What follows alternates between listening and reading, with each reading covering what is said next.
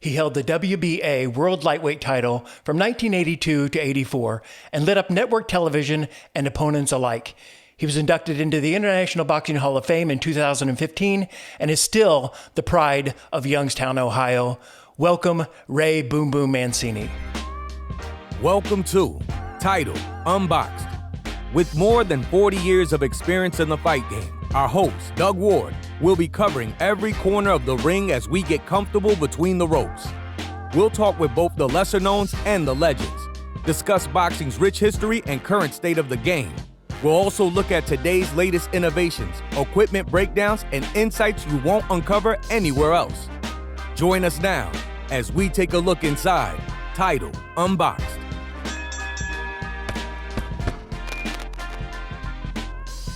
Hey, great to see you, Ray. Thanks for joining us on TITLE Unboxed. Doug, my pleasure. Always a pleasure to talk to you. Well, first of all, I know congratulations are in order. You recently celebrated a birthday. And before that, welcomed a new grandbaby into the Mancini family. Yeah, thank you. Thank you. I appreciate that. Thank you. A little girl, yeah, right? A little girl. It should be a year old in a couple months. May. Oh, really? Should be a year old. And yeah. So it's great. It's a good time. Things are good in my life. Just I just started the fourth quarter. So yeah, man, time flies though. Oh yeah, man. Yeah, I mean, I'm looking at it going. When I was growing up, and you hear people 60. I mean, I'm sure. Oh, that's old. And then you hit 60. You go, man, I feel good, man. I don't know. 90's old now. Right. I'm just getting started. That's it. I started the fourth quarter. Yeah, and people said, "Oh, congratulations!" I said, "Great." I said, I said a little more than halfway there. Yeah, right. You can live forever. Doug, I always tell you, I'm sure as yourself, you see it. I just pretty got the quality of life. Yeah. You always hear that saying, "It ain't the years in your life, but the life in your years," and that's the God's truth. That's the God's truth. Yep.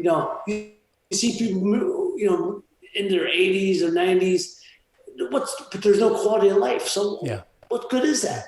Yeah. What is that? So, Amen to that. Well, we have a broad range of listeners and viewers. Some are great boxing historians, are very familiar. Some are new to the sport. So it runs the gamut. But you came into the sport, you turned professional in 1979 and really came up in what I consider the golden ages of boxing. I mean, what a time for boxing to be on network television in front of, casual fans to, the diehard ones. Doug, you're absolutely right. Look, before the 80s, the golden age was the 50s, right? Yeah. TV, the Gillette Friday Night Fights. And so that was considered a golden age of fighting and all that good stuff. And then the 80s, in the 70s, when I used to watch television, it was on Wild World of Sports. Everyone knew ABC Wild World of Sports. But they used to show like a fight a quarter. And there's only a couple of guys I remember they showed. They showed Muhammad Ali, of course. Yep. Carlos Monzon.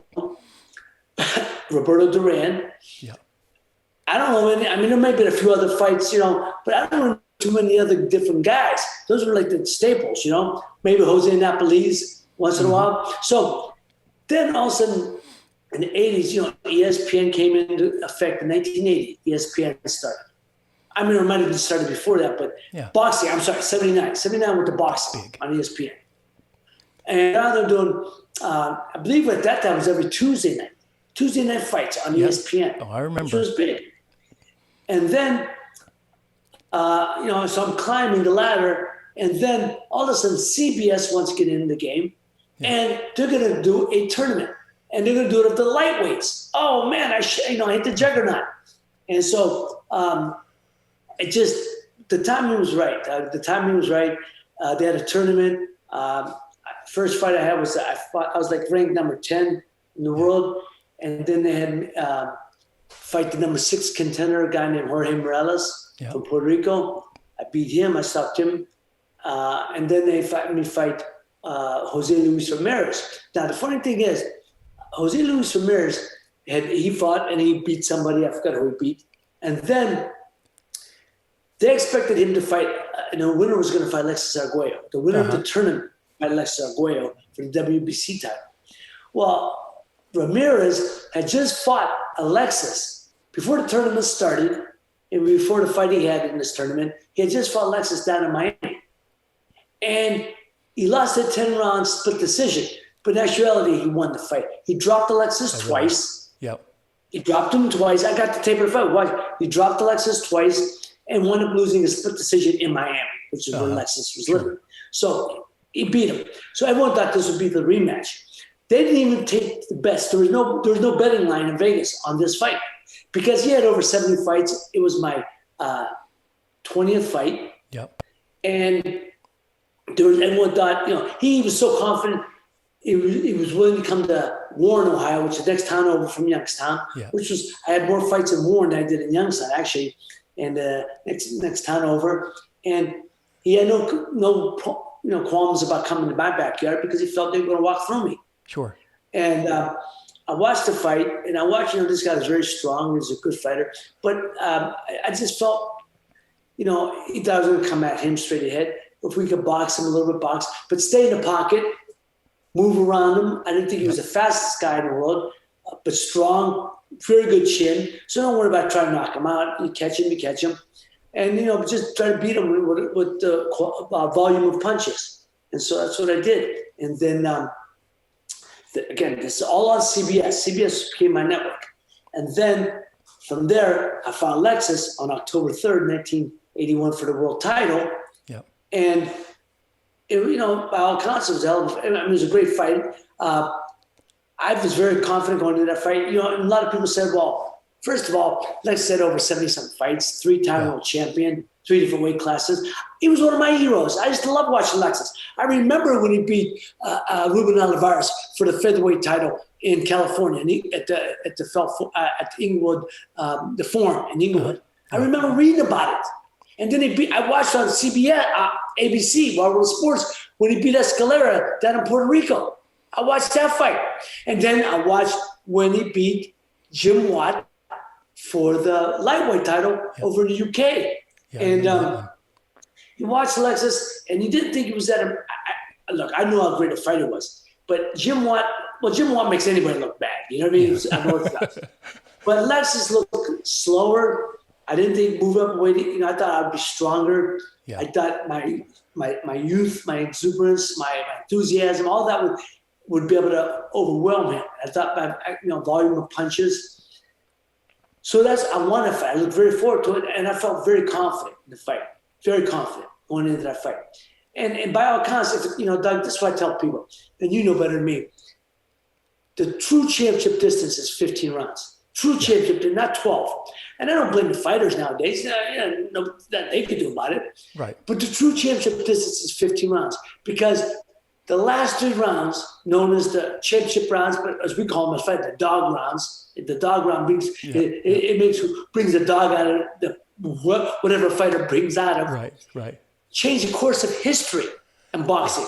Yeah. The last 3 rounds, because, for instance, Joe Louis was way behind Billy Conn going into the 13th round in 1937 world title fight. Yep. He knocks Billy Conn out in the 13th round, which led to the great exchange after the fight at the press conference. Billy just says to Joe, he said, Joe, great. He said, Joe, why couldn't you let me hold on to the title a while? You could have got it back later on. He said, Billy, you had it for 12 rounds and you didn't know what to do with it. That's great. True. Great. Yeah, that's a good example, but I mean, look throughout history. You look at Hearns Leonard, same thing. That's just it. 14th round. Marciano Walcott. I mean, you could go on and on. That's what I'm saying. Those are the 3 fights I would use. Marciano's behind Walcott going to 13th, and Ray Leonard's way behind Tommy Hearns. Yep. So that's like the course of history would be changed. So, Doug, when they talk about the fighters nowadays, they talk about, and I tell people, if it's 12 rounds, I'm undefeated. Because I was beating Alexis after 12, and I was beating Bramble after 12 when I lost my title. Well, do you know what I mean? Again, and it's very difficult when I talk to people now and they talk about greatness. Greatness is very difficult to talk about in an era of 12 rounds. It just is. Now, not that there are great fighters. Could Pacquiao fight 15? We like to think so. Could Mayweather go 15? We like to think so. All this is. But here's the fact. They never had to. Right. We like to think they could. We assume they could, but we don't know. Right. And that's the thing. There's a lot of these guys. What happens last 3 rounds? Would they have got caught? Would they have? We don't know. Maybe. Yeah. So that's why I hear a guy like Mayweather talking about the greatest of all time. Top 40, top 30, yeah. Right. But it's delusional when talking about greatest of all time. But the point is, yeah, he's a great fighter, but 15 rounds, man, changed the game. And there's a lot of guys that were considered great that I'm not so sure they would have been great if they had to go 15 rounds. Right. Well, you touch on I want to come back to Arguello, and back to, when you were coming up in the 80s. That was a time that influenced me greatly. I started boxing when I was 15. That would have been 1980. And that's when boxing got hot on TV. And I think I've told this story before, but I think it's interesting. It's interesting on how it helped transition boxing. The networks, Rocky 1 came out in 1976. I think Rocky 2 came out in 79. And the networks keyed into that. They were like, oh, there's something to this. We can leverage this. So they went out and started looking for those guys with a story that had something to tell. Jerry Cooney, Ray Mancini, Sugar Ray Leonard, they all had a cool background story, a human interest angle that audiences could relate to. And that's why it made such a perfect time for you to come up, because you had that great story and relationship between you and your dad. Well, Doug, I appreciate you understand that, because the funny thing is people always say, now, what's boxing missing? I said personalities. There's no personalities in boxing. Yeah. Canelo's not a personality. He's a terrific fighter, great fighter, not a personality. And so my point being is there's a lot of good fighters out there. Some of them are great, but there's not many personalities. And those that are personalities are manufactured. These guys try to create personalities. Right. Ray Leonard, you didn't have to. Ray Leonard was the darling of the Olympics. Ray had that natural exuberance. He's a natural guy. Duran had a personality, but it was the other side. He was that vicious Monster Piedra. He was a guy, my hero, but because of what he was in the ring, those are so I understand what you're saying. I appreciate that. You got to have a story. I had a story. I tell people, look, I make no bones about it.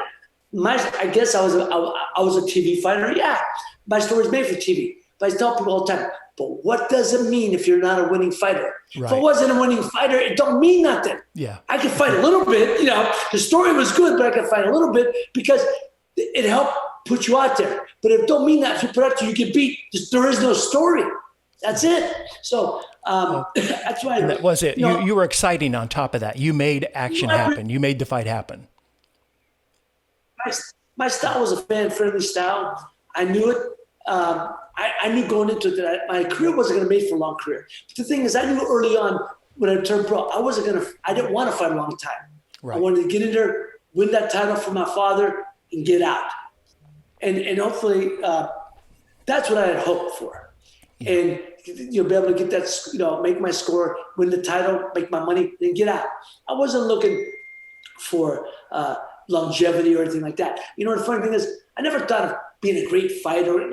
You don't think of that. I want to just win that title for my father. Yeah. And so that was my only drive. But you also know, the style-wise, style's not made for a long career. Look at the guys who had that style. The come forward styles, the aggressive fighters like Joe Frazier, Rocky Marciano. Right. They don't last have longevity in their careers. So, but it's very friendly. People like and that's all I knew. So it wasn't like it was a conscious effort to be. I wanted to be my father. That's how my father fought. But I knew early on, you got to have an understanding of it's not made for a long career. I knew that. Yeah. I want to get it for those that aren't familiar with your story. I do want to get into your beginning and your father's story a little bit and how that got you into the sport. But before, I want to show you something. I was a kid. I was 16 years old. And I wrote Ray Boom Boom Mancini. I was a couple fights into my amateur career and wrote Ray Mancini and just said what an inspiration, how I loved watching your fights. I learned so much from him. And I got this in the mail. I don't know if you can see it, but it's an autograph. Oh my God. Oh my God. Mancini. Look how long ago that was. And it's because it would have been 40 years ago. Because by my signature. Huh? Because the signature's changed through the years. Oh yeah? That's, Well, yeah, that's early on. this would have been 40 That's years early ago, on. and it says for Douglas, best wishes for you, champ. God bless you, Ray Boom Boom Mancini. Yeah, That meant the that's- world that- to me, a that- 16-year-old kid. I was, I was on cloud I appreciate nine. you still having it. I appreciate you still having it, Doug. I do. Well, thank you, And, you for it all these years later. Hey, that means the world to me because a lot of times people say I wrote, you sent me an autograph back in the day, but I lost it. And I understand through moving, people move, go to college or whatever. Yeah. So the fact you still got yours, I appreciate that. Absolutely, and, absolutely. So let's talk about. It's a fun sidebar. Let's talk about your dad a little bit. You from a kid, you weren't set out to be a boxer, even though your dad was successful in the sport. 1940s, right? You didn't have aspirations to be a fighter from early on. That came later, right? No, actually, not from day one, Doug. Oh, really? People always say to me, when did you know you wanted to be a fighter? I said, from day one. There's nothing else I wanted to be. All right. Because I used to read the stories of my father. I knew a scrapbook better than him. He used to have a scrapbook. And every once in a while, I'd bring it out. I look at the picture, tattered pictures of all the articles and the pictures of him. And, I always heard about how my father should have been, could have been, would have been world champion if it wasn't for World War II. Yep. And then reading the articles when he was on the climb and then seeing the pictures of him after I always tell the story. My favorite picture to see my father was after a fight. His both eyes were slit. One was completely shut. The other was a slit. Yep. Blood on his lips. Lips were all swollen blood. And he has a towel over his head. And he won the fight. Mm-hmm. And to me, that's the most beautiful picture I ever had of him. He was beautiful in that picture because to me, that's everything I wanted to be as a man, as a fighter. Because you go through the hard time, you go through the war, you go through the battle, but you come out victorious. And so I used to hear about all the stories about my father, and I just said that's who I want to be. And so at a certain age, I knew I was going to fight from day one. It was never. I don't think it was ever a conscious decision. It was just that's it. Yeah. So then I started fighting in amateur. But my father, everyone says you're a fighter because your father. I said yes and no. Yes, I wanted to be my father. As I said. But no, my father's the one who tried to talk me out of it in the worst way. When I fought amateurs, he allowed me to fight amateurs. But when I was 18 and I was graduating high school, I had the opportunity to go pro. I was turning pro. But he sat me down. He said, "Ray, let me explain to you. I had to fight. It was depression. I had to eat. I didn't have a fifth grade education. I didn't have the skill set.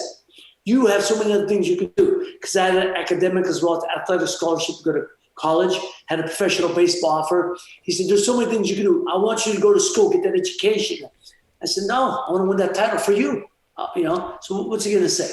And that's true. So I went to New York like my father did, but I was fortunate that I had in my last amateur tournament, the National Golden Gloves 1979 in Indianapolis, Indiana, I'm fighting in the quarterfinals, defending national champion Melvin Paul. I was ranked maybe 4th or 5th in my weight class. And I beat Melvin Paul. I beat him. Like I said, fighters know when they win, they know when they lose. I beat him. And he got the decision. And I was so heartbroken, even though people turned back. I was so heartbroken. I went in the locker room and I was just so depressed. Well, this gentleman come in. He said, hey, young man, can I speak to you? And his name was Murphy Griffith. And Griff knew one of our trainers. They were friends, Pedro Tomas. So he knew Pete so he asked Pete to talk to me. So came in the locker room. He said, young man, my name is Murphy Griffith. I work with a manager, Dave Wolf, out in New York.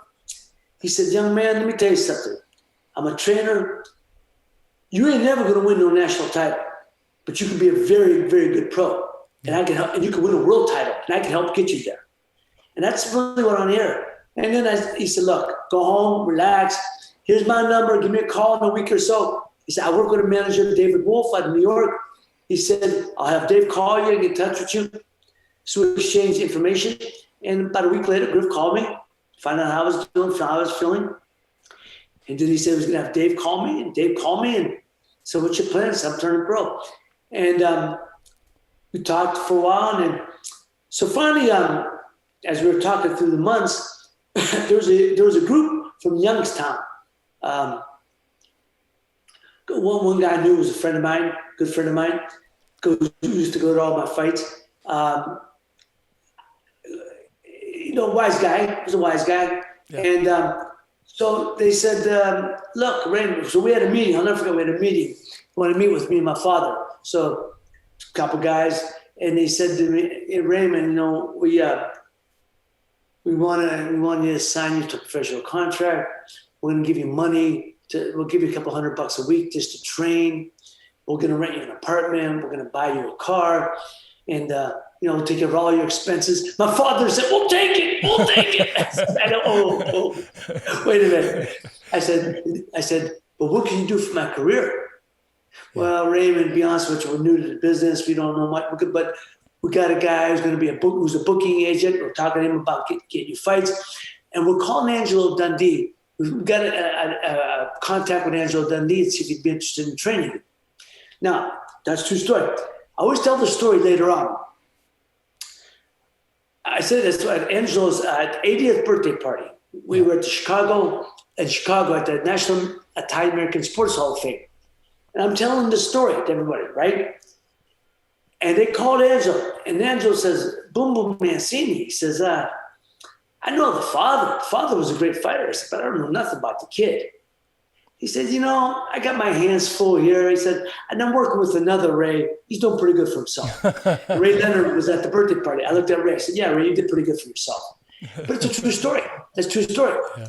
And not only that, once a year, I met Lou Duva when I was like 16, 17 years old. He used to come to every Golden Gloves in January, February. Lou would come to the area, look for the best pro prospect. Lou always said, and there's two white kids from the next town over from Warren, Ohio, two brothers, the Rosenberger brothers. Rusty and Ray's good-looking guys, good fighters, won the local champion, won in Cleveland, went to the Nationals. Lou Duva said later, how smart am I? He's Italian, I'm Italian. I pass over him, and I signed two Jewish kids. They don't go nowhere. So I tell people all the time, look, I wasn't picked, even in my hometown, I wasn't first on anybody's list. Yeah. But see, that's the difference. You don't need, that's what I tell people. It's like the entertainment business. You don't need 10 people. You don't need 5 people. You need one person to believe in you. One person to take the shot. And Murphy Griffith did. It worked out pretty good for me. So, I always believe in as far as boxing, and I believe in fate as far as life and love. I believe in fate, Doug. I believe that it was my fate. Griff was there, saw me. And, how about this? Griff had 3 guys on his list. Great. Dave said to him, find the top 3 professional prospects.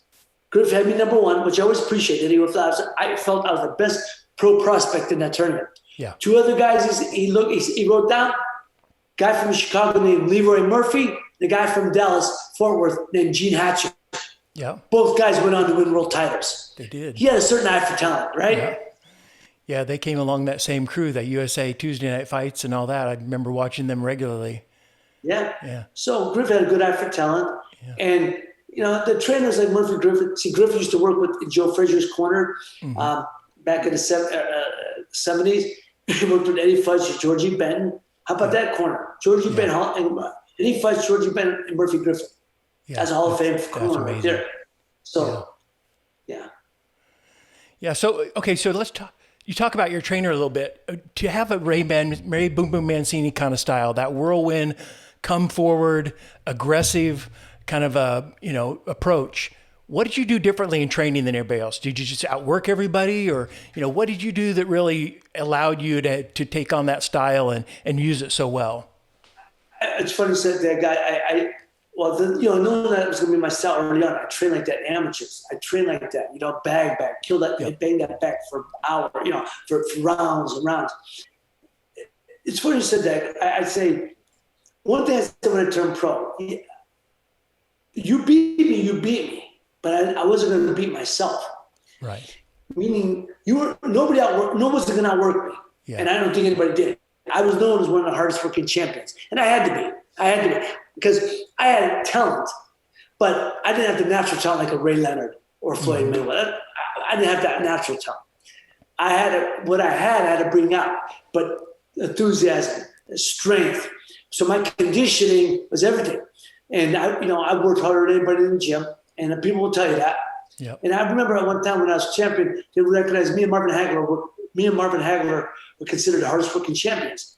And I think Marvin had the same attitude because Marvin had a hard weight coming up. He had to go in everyone's backyard, and he beat all these guys. All the Philly Wars, on the way up, Marvin only lost 2 fights when they were in Philadelphia, and he beat both those guys in rematches twice over. So Marvin was that type of guy. And I used to, Marvin trained, and I used to see, I saw him train one time, and he trained, I said, that's the guy. That's how I felt I trained. We just outworked everybody in the gym. You had to. Yeah. And so I always said my biggest strength was my strength of mind and my strength of mind, because mentally I didn't cheat myself. A lot of guys, I was out and doing road work at 6 a.m. and hitting the gym. I didn't eat. I ate the right foods. I wasn't out playing around. I was sitting home getting the rest, because physical work, the physical rest is as important as the physical work. You got to rest your body so you can rejuvenate. You can't tear your body down during the day to go out and tear it down at night. Yeah. So I lived a Spartan life during that time, when I was in training camp. Now, when training camp's over, I had a good time, but during that time, I didn't cheat. I ate the right food. I didn't go out. And that's the thing I'm proud of. Because I tell people, we're not getting a ring. It's my ass, not yours. And I don't care what the girls, pretty girls, all that stuff. I always make the joke. Girls come by, girls go, oh, boom, boom, oh, boom, boom. And then you're at the fight, you get knocked on your ass, you're looking, they're sitting at ringside with some guy with his arm around you. Where are you at now? Where are you at? That's the story of boxing, though. That's the story of boxing. Yeah. But guys, I think, look, perfect example, my brother who fought in the amateurs, my brother was a better fighter than me. I tell that to people all the time, and people locally will tell you that. He was a better fighter, technically, bigger, punch like son of a gun, but he lacked the discipline. My brother was a player, handsome kid, he trained hard, but he played hard. Between fights, and a lot of times they crossed over. I played hard too, but when I trained, like I said, I lived that life, and you have to be disciplined. And so I guess my greatest asset was my strength of mind, because the discipline it carried. I did not cheat myself, and paid off. I had to be that guy. I had to outwork everybody. I had to. People used to say to me, reporters used to say to me, well, we understand that when you get up in the morning and do road work when it's blizzard rain, blizzard snow, torrential rain. Why? I said, because I know the other guy ain't. Yeah. And if he is, he better be. Well, that strength of mind, that hard work ethic, that discipline, going back to your career, it landed you 21 fights into your career, landed you that fight with Alexis Arguello. What do you remember most about that? Again, I think you were ahead on all the scorecards and heading into that 14th round. What is most memorable about that fight to you?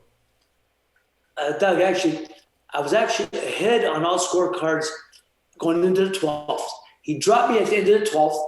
Okay. So now I think it was 1-1 or 2-1. I was ahead. Then after the 13th, it was even on 2 cards. He was up on 1 card, and then the 14th he stopped. But that's what I'm telling people. The last 3 rounds, I was prepared for him. But a guy like Alexis, who's had the experience, he experiences everything in boxing. Yeah. And I watched the fight after later on when I watched the fight. You could see it because I was right up on his chest the whole fight. I would give him no room. But as the fight was going on, I always make the joke. I said, Alexis is one of those fighters who sets traps early in the fight.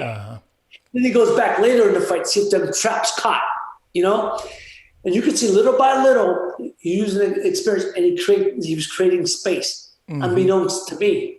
Yeah. And I tell people, Doug, I made him miss 100 right hands that night. 100. He threw it right in, I slip underneath. Come up, bang him, double hook, bang up. But it only takes 1. He kept creating the space. And then when he dropped it, coming right there in the chin, dropped me on my knee. I got up. 13th round, right at the end of the 13th round, I was still a little bit, staggered. Right. So Grip just said, move. I move. Coming to 14th round, I jumped right on him. I started backing him up, banging him back, But he kept his composure. See, that's what great champions do. You don't lose your composure. And that was one thing Griff used to stress to me. Ray, you got to keep your composure, no matter what. When you're in the ring, middle of a fight, no matter what, you got to keep your composure. And Lexus was one of them guys who did. And little by little, and then he created that space and caught me. Yeah. That's what made him such a great fighter. It's interesting because if you look at it, it probably served you well. Again, even though it was a disappointment for some of your fans and that because you didn't win the title that time out for your dad, because you performed with such bravery, so gallantly, and Alexis was such a great. He was very consoling afterwards. And again, it fed into your story. It created a great moment in boxing history. Yeah, people talk about after a fight as much as they talk about the fight sometimes. And I'm thinking, yeah, it was nice. I wish it was a little reversed, but it's nice. Yeah. Right. But, he was wonderful. Like I tell people, if you look up champion in the dictionary, it's his picture. He was at such dignity. He carried it with such, he was such a professional. We'd walk in, if you're attending one of his fights, and I tell people this all the time, every one of his fights, I used to watch it. He walked in the ring, he walked directly over to the opponent, shake his hand. He was such a gentleman. After the fight, total gentleman. And I tell the story too. We do the last press conference in New York, and after the press conference, I'm going up to the Catskill Mountains, as he is. We're both training in the Catskills, and I'm going to Grossinger's, and he's going where he's going. So that morning before the press conference, we're in Central Park doing road work. So I'm really doing road work, and Chuck Fagan, my assistant trainer, says to me, "Ray, Arguello's coming the other way." And I look at it, I see him from a distance. He's coming, this way, I'm going this way. So now, as we get closer, he's put on that game face. As we go, he goes, "Hey, Ray, how you doing?" I went, pulling this arm, and I tell people, round one, Arguello. Because he totally just, he just wasn't that guy. It's just, "Hey, Ray, how you doing?" Just, that was him. Yeah. It was a business. That's all. No need to be anything else. Yeah. And I just said, he is great. It was wonderful. You learn from it. And, I think boxing and business are similar in that sometimes those setbacks, those failures, those losses, you learn more from that than a win or a victory. Absolutely. So what did you take? What did you take away most from that? How to be a champion. Yeah. I knew I would be champion. I knew I would be champion after fight. I fought one of the greatest fighters of all time. To me, it still is one of the greatest fighters of all time. And experience took over. His experience was the difference. And after that fight, I knew I'd be world champion. I like you said, that one loss taught me more than my other 20 wins. Yeah. And you don't take anything for granted, and you got make sure you got to keep the composure. And I basically lost mine. Yeah. I lost my composure in that fight, and he didn't, and that was the difference. Yeah. So from there, you took a step back. Fought a couple more fights. Both wins by KOs, right? Right. And then stepped in with Arturo Frias for the WBA Lightweight Championship. Right. Well, we wanted to get the rematch. I wanted to get that rematch with Alexis so bad, but he was moving up. He already talked about moving up to fight. 140 to fight prior. That was a discussion. He had already had a non-title fight. I think it's Billy Costello at 140. He could knock out Costello. So the opportunity was to fight for the other title against Arturo Frias.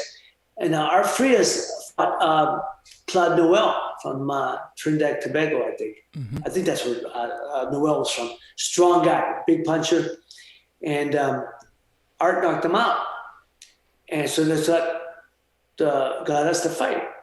And Art actually, we fought, after I won, I beat in January, defending my North American title. I fought Diablito Valdez, beat him. I was actually supposed to fight Ernesto Espana.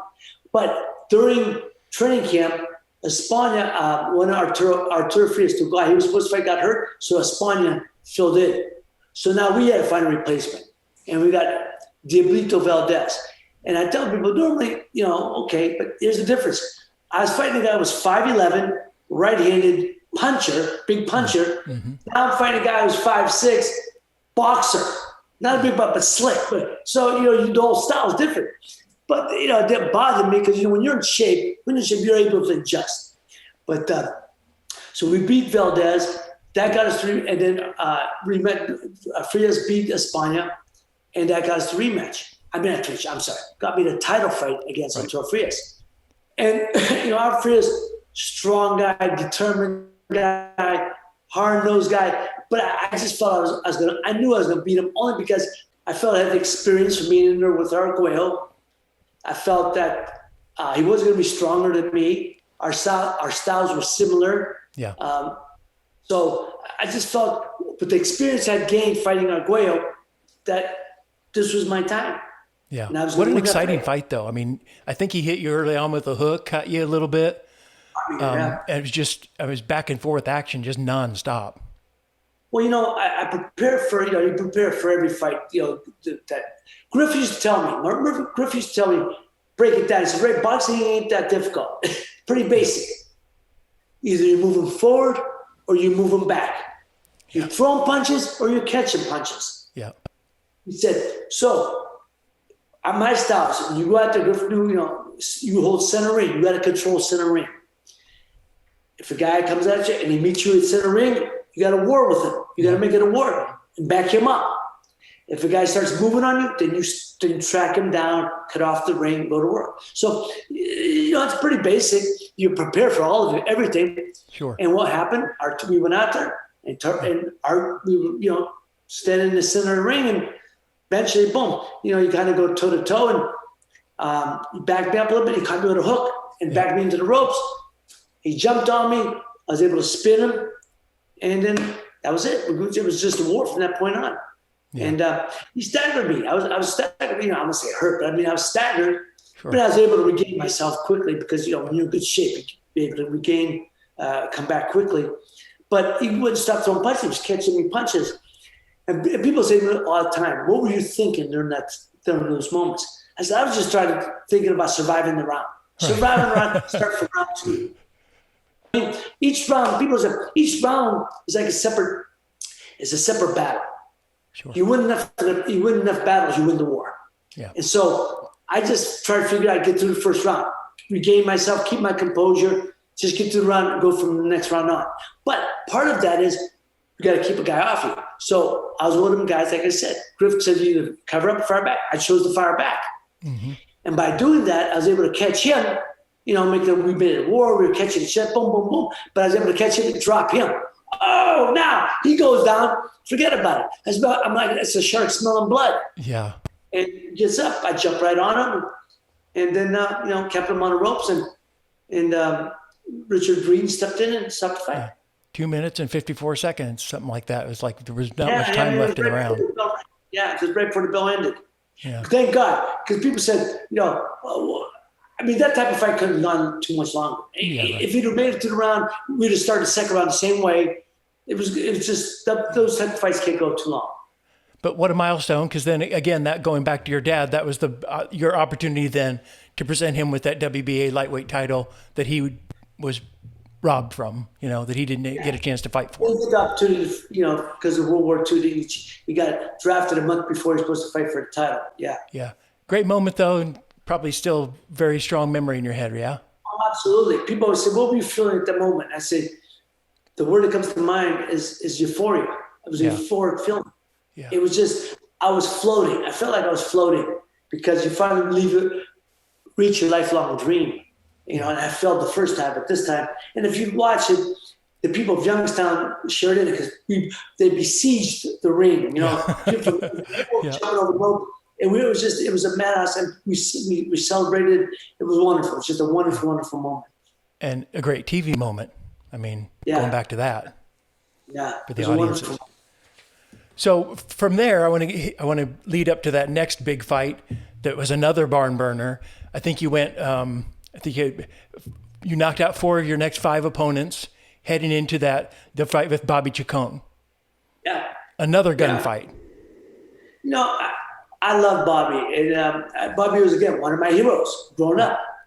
And the funny thing is, I got a chance to meet Bobby because I was what was I? I was 7-0, I believe. And Murphy Griffith told Dave Wolf, he said, "Look, because believe it or not, I had a hard time getting sparring in New York. It was weird. You'd think you go to the gym, you get sparring. Certain gyms, guys will do, but the gyms I trained at Times Square, and I went to Gleason's. You bang a guy, you spar with a guy, they all try to make it a war. So if you bang a guy a little bit, they don't come back and spar next day. It's So Griff took me out to LA. I trained at the famous Main Street gym, downtown LA. Yep. Lived down there, went there at the end of January of 1980 and to the mid of March, and trained for 6 weeks and got to spar with Herman Montez, became a top contender. Johnny Montez, his brother. Yeah. Spar. But the last day I was there, I seen Bobby in the gym a few times. And I tell Joe, Bobby, you should come, man. I love Bobby. She introduced me to him. I got a chance to meet him. So, I met him when the first time I saw, he was in the gym. So finally, Griff said to him, he said, "Hey, Bobby," he says, "would you move around my kid a couple rounds?" Bobby said, "Yeah." So we went in there. I think I boxed 2 rounds on him, put 2 or 3. And Bobby just played with me. He's playing with me. He's laughing. Now, I thought I did pretty good. Yeah, I did good. But he's playing. Bobby, that's Bobby. And but we developed, "Hey, kid, you're going to be all right. You're going to do all right. Hey, thank you for giving me that couple rounds." Yeah. So, and watching Bobby, in 1982 when he fought Boza the first time, that was fight of the year. Now this is 1983.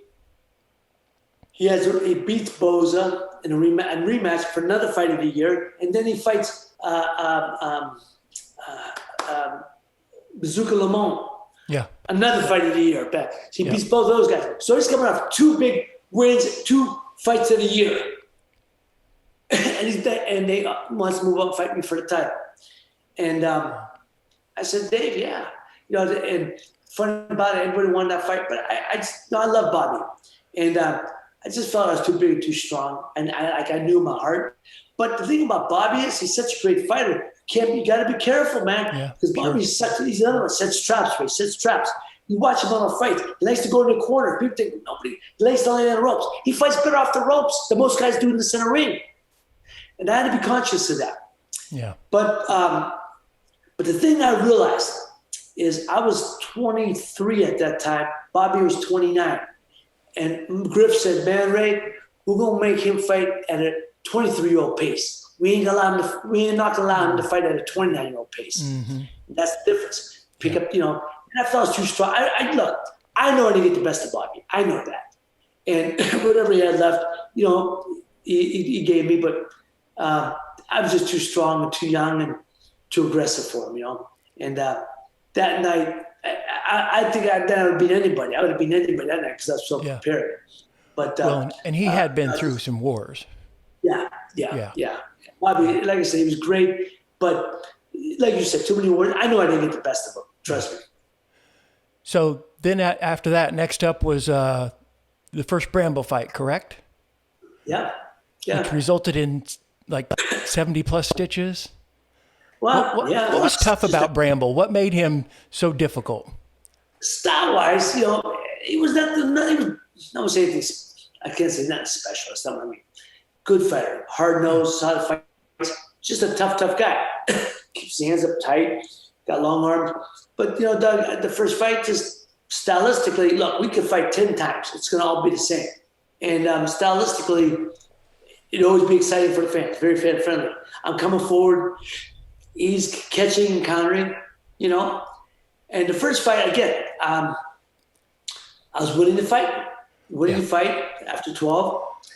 But I had no legs. And I'm not, again, but training for a fight is a science.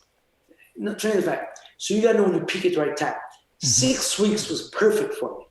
I peaked at the 6th, always right there. This fight, I went training camp 7 weeks. Why? I just wanted an extra week. We went to Lake Tahoe. I was training up in Lake Tahoe. 8,000 square feet. I was running the mountains. After 3 weeks, man, I was ready to burn. So we trained up in Tahoe for a period of 5 weeks. We come down, we go to the Catskills for another week, and then we go to Buffalo for the last week. 6 weeks, I was perfect. Peaked, I was ready to burn. I went 15 rounds, all 15 rounds to all four sparring partners. Yep. But there was 1 week left to go. And that's why I said, you got to know your body. When you peak there's only one place you go. You go down. So I overtrained for that fight. No taking anything away from him. Not trying to do that. Right. But that's just the facts. I wasn't 100% the way I should have been. Doesn't matter, it would have made a difference because he was on that night. But I was winning after 12 rounds. But like, you know, Doug, I hit him I think early in the fight, first couple rounds, I hit him with a left hook. You know, I was slapping him around. Yeah. Couldn't hurt him, but I was slapping him around. I mean, in other words, my punch had nothing on him. I hit him, kind of looked at me. He knew it. He knew I didn't have nothing. And he kept putting the pressure.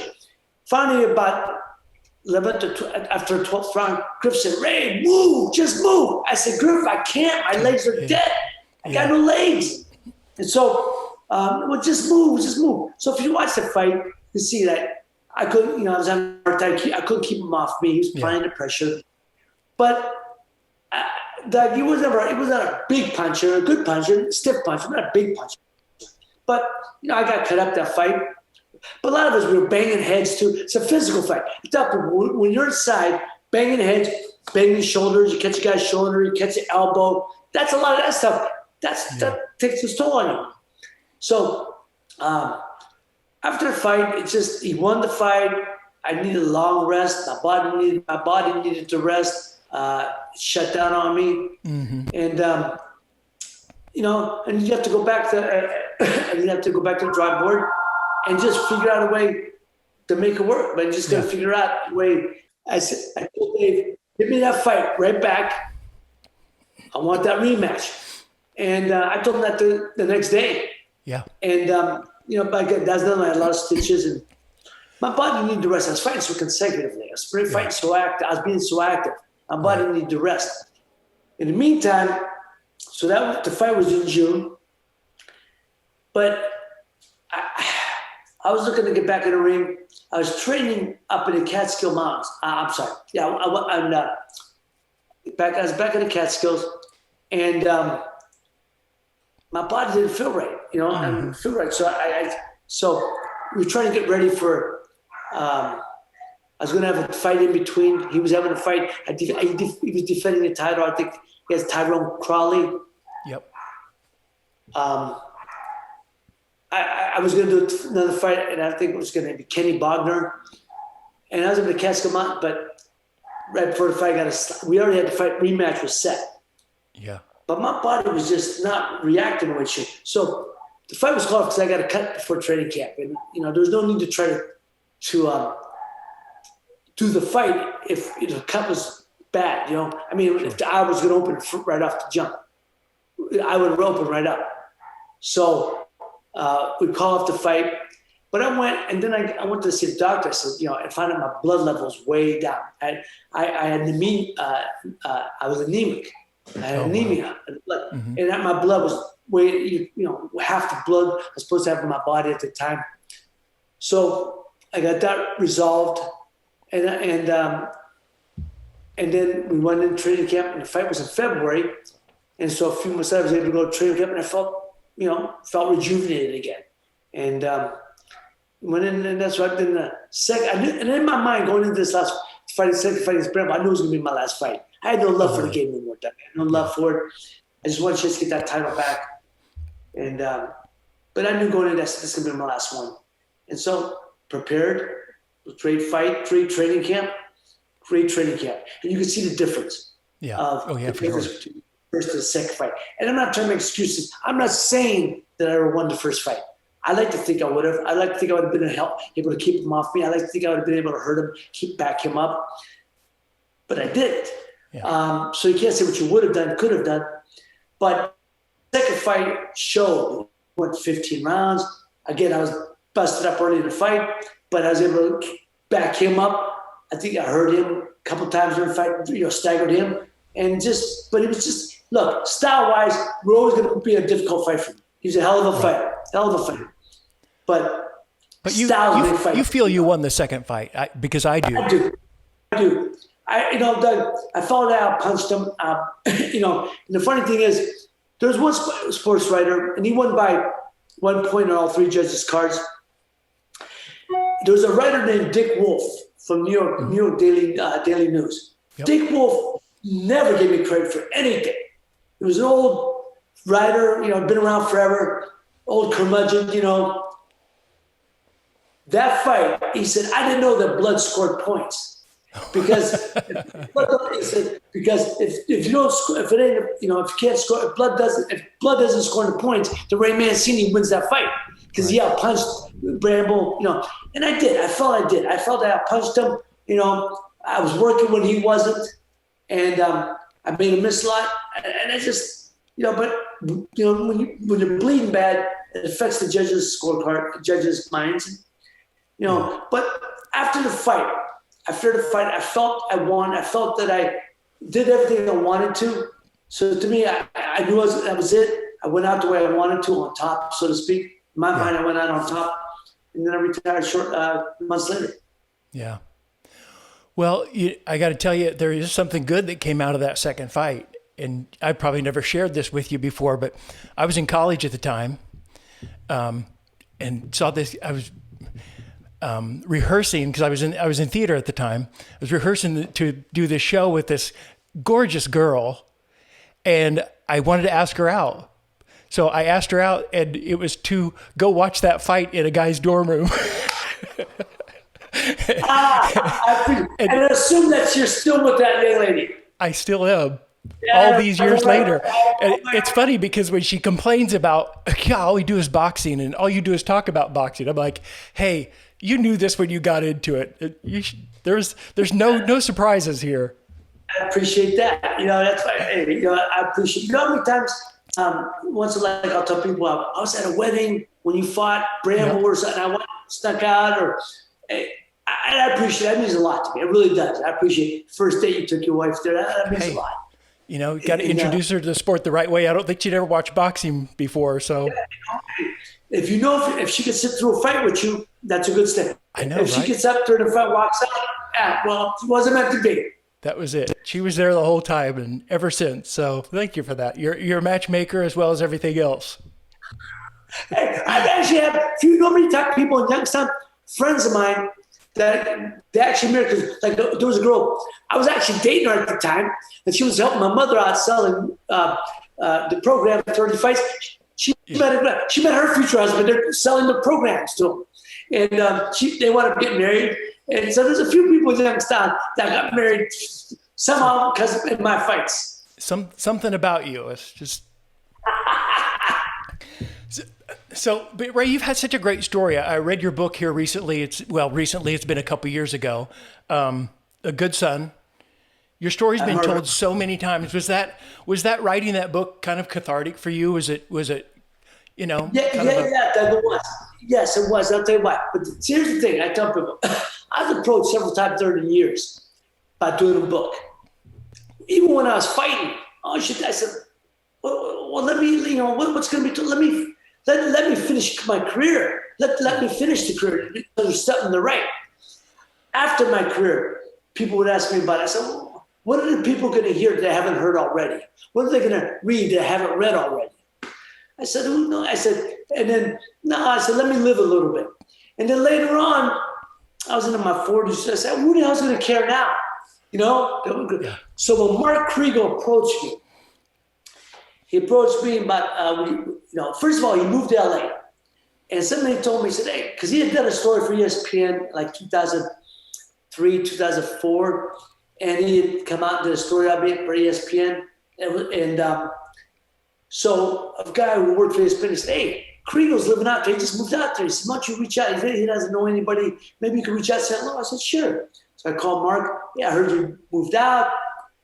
Like to have dinner with you. I'll invite a good friend of mine, Ed O'Neill. You get to meet him. So Mark come. And Mark said to this day, it's the first time he felt like he was home, guys sitting around at the restaurant that we called The Joint, Il Forno Trattoria in Santa Monica. And so after that, we get together, and Ed and Mark became good friends. So now Mark tells me one day, he said, I'd like to talk to you. He said, can we have lunch? I said, sure. He says, I owe Simon & Schuster one more book. He said, I'd like to do it on you. I said, man, Mark, I'm honored, flattered. Because I knew he was writing. I did the one on Joe Namath. He did the other one on Pete Maravich. Yep. Great books, man. Yeah. And Mark has a certain style. If you read, has a style. That's the thing that catches. He has a certain rhythm with his writing that really captures you. A really good read. I'd be honored. He said, but then immediately he says, "But look, can't pay you no money. You're gonna have nothing to say. You're gonna have no say so over what I write." He says, "And I'm gonna go to every dark place that you don't want to go.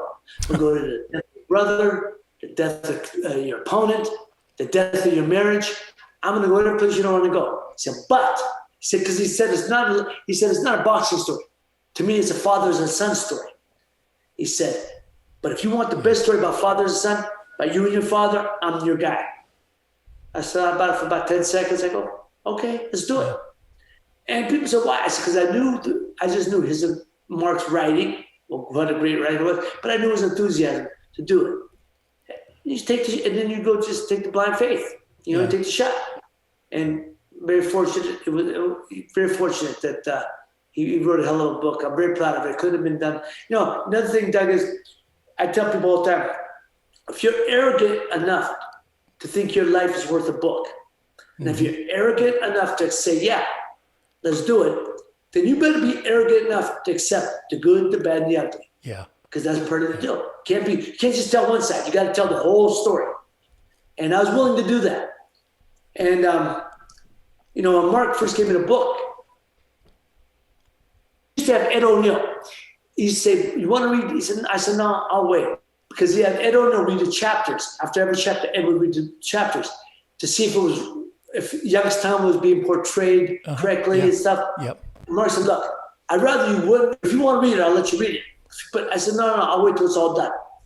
But Eddie would call me. Eddie would say, "Raymond, you're going to like this book, man. You're going to really like this book. This guy's one hell of a writer. You're going to love this book." So I go, then finally when Mark gave it to me to read, a transcript, I read it, and all of a sudden tears are coming down my face because you read, it hits you. There's parts I was laughing because it's beautiful, very reminiscent. Brought me back to a time that was great when I was on the climb. It's all of that. But then you got to read about all your failures too, and your fights as a husband, as a father. So that was tough. But part of it, but I'm very proud of the book. Hey, Doug, it's as good as it's going to get. As good as it's going to get. I hear that. Well, your story's been told so many times. I mean, The Heart of a Champion was a movie way back when with, I think, Robert Blake was in it. And documentaries, a Good Son documentary and all that. It was great to really go that in depth with you and learn all the background story. When I approached about doing a companion piece would be the documentary to the book, I said, yeah, I was open to it because, the books, they were the documentary based on the book. I felt, like you said, to me, I love documentaries. I really do. I watch them all the time. In fact, that was watching the documentary before I missed the time, And after the documentary, I was approached about doing a movie based on the book and this, that.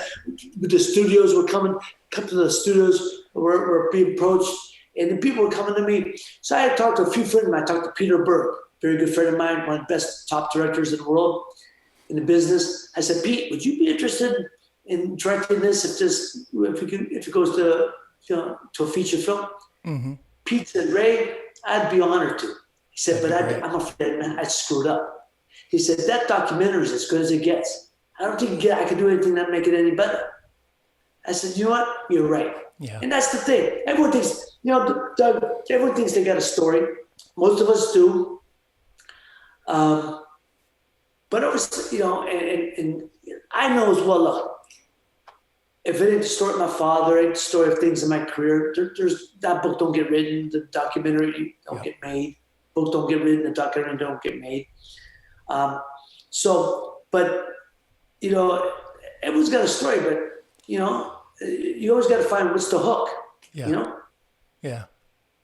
Well, it's good. Everybody should pick it up if they can find a copy of it on Amazon or wherever that might be. Ray, it's great talking to you. From a kid who received this wonderful black and white 8x10 in the mail to, having you be a part of my first date with my wife and all of the great fights and moments you provided boxing fans. I bless you, Ray, for all you've done. Can I ask you something? You can. Since I sent you that picture, that T-shirt you're wearing there, right there, I don't got one of those T-shirts. Title Boxing, I wear that proudly. I'd wear that proudly. I got other T-shirts with Title, but I don't got that one. That one I would wear. I think I know where I can get you one. At least one. I appreciate it. I would wear that one. The cut black with that, it's perfect. That's a good looking shirt. The color, everything, man. I read my brother. So Ray, the last thing, how can people follow you on social channels and keep track of what you're doing and all you've got going on? And if that movie ever comes to fruition, where will that be announced? Yeah, I've been bad on social media. My son's trying to run it for me. I had a website, RayMancini.com, but it's been down. I got to get back up. We're actually redoing it. But I guess social media, I'm on Facebook at Ray Mancini. I'm on Twitter, Real Boom Boom Mancini. Gotcha. And I'm on Instagram, Real Boom Boom. Oh, no, it's the other way. Twitter's Real Boom Boom and Real Boom Boom Mancini on Instagram. Gotcha. And you follow it, I guess at Facebook, people can follow, check out, Ray Mancini and follow me on Facebook, I guess. I just, like I said, I'm not, nowadays that's where you got to be.